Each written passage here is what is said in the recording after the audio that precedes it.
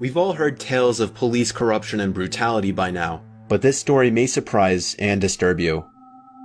In January, Fresno, California, an activist named John Lang was found stabbed to death inside of his home after predicting that he would be killed by police in his area. His house was also set on fire in the struggle that killed him. Lang was well liked by most of his neighbors, many of whom were shocked by the incident and in disbelief that the man had any enemies. Neighbors insisted that it would be shocking if it was a random killing, as the neighborhood has been getting better. However, according to the predictions Lang was making himself just days before, this attack was far from random. In the days before his death, Lang was insistent that his life was in danger and that if he died, the Fresno Police Department would be responsible.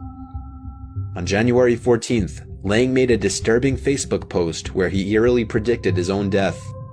According to one of John's many diary entries, he discovered a license plate scanning scam where Fresno cops would scan license plates at retail store parking lots in lower income neighborhoods.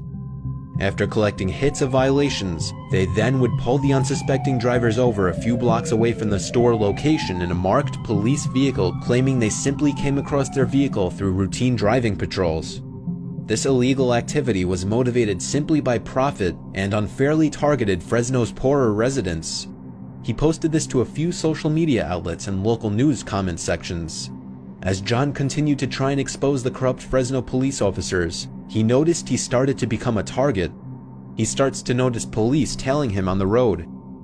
John sent an email to a Sacramento Bee reporter about this, trying to get this story known. However, John believed that this reporter was instead feeding his information to law enforcement, as the harassment significantly spiked after this email, which he received no reply to.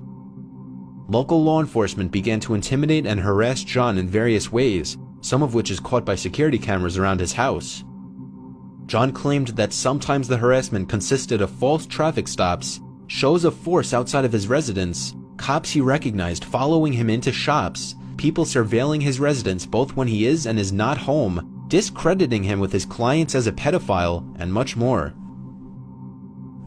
John kept a video diary of every strange happening on his YouTube channel, which is still up.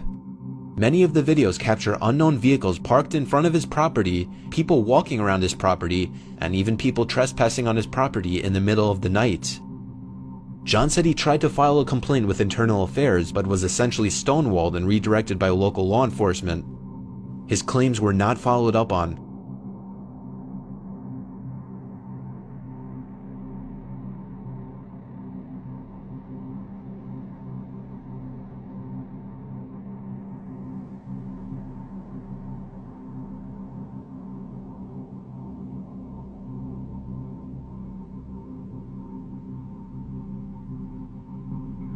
John started claiming that the Fresno police were now trying to frame him for criminal charges, most notably possession of child pornography, by trying to sneak into his house and plant evidence. This may seem like a far-fetched paranoid accusation, but several of his videos on his YouTube channel suggest that this may have happened. On one occasion, the same Fresno, California sheriff crew that had been harassing him and illegally entering his property were caught outside in a black van using an infrared thermal imager to see if John was home. They then phoned a waiting second party with information as to whether he was home or not.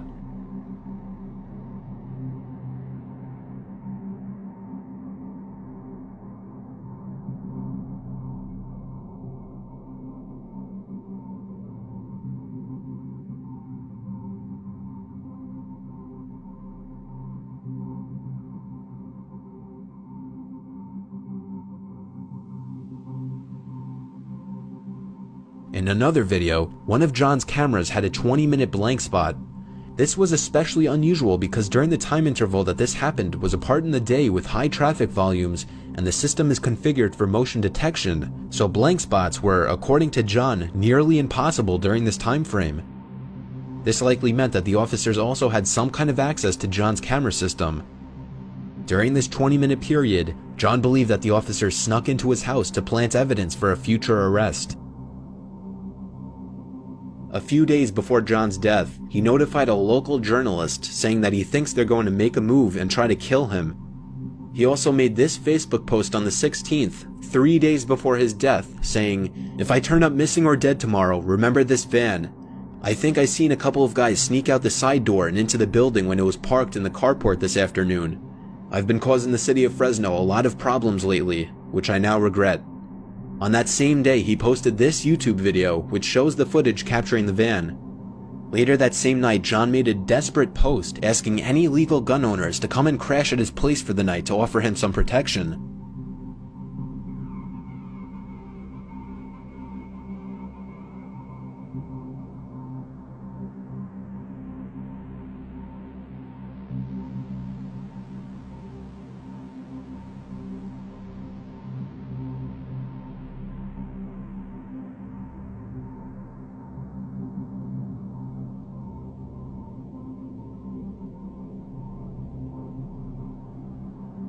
On the 19th of January, John was discovered dead with stab wounds in his back and abdomen while his house was on fire.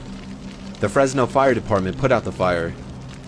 It was never determined if he died from the stabbings or from breathing in the smoke.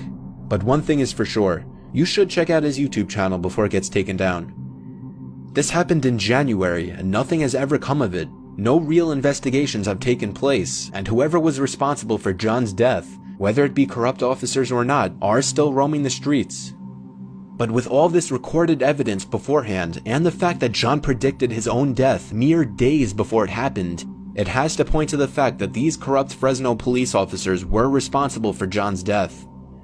To think that we live in a society where we are supposed to feel protected by the police, who carry the motto to protect and serve, but rather all too often we have to fear those same people who are sworn to protect us because of instances like these. Here we see an innocent man who was harassed, oppressed, stalked, and eventually murdered in cold blood by, most likely, the men in blue who are sworn to protect, simply for comments he made on the Fresno Bee news site from 2009 to 2013, comments that were critical of the way the Fresno Police Department utilized their budgets. This death has gone shockingly unnoticed and has been given very little media attention. Soon this incident may be forgotten, just like many other instances of oppression and abuse by the police. If this bothers you and you care to keep John Lang's murder relevant, share this topic around social media. Do anything to gain attention for it. Share his videos. In fact, we started a little petition today and we're hoping to get 5,000 supporters for it to start a federal investigation for this case. A link will be in the description if you just want to take a minute to sign it. Yeah, we know online petitions for anything usually don't do much, but they can hurt. As always, thanks for watching.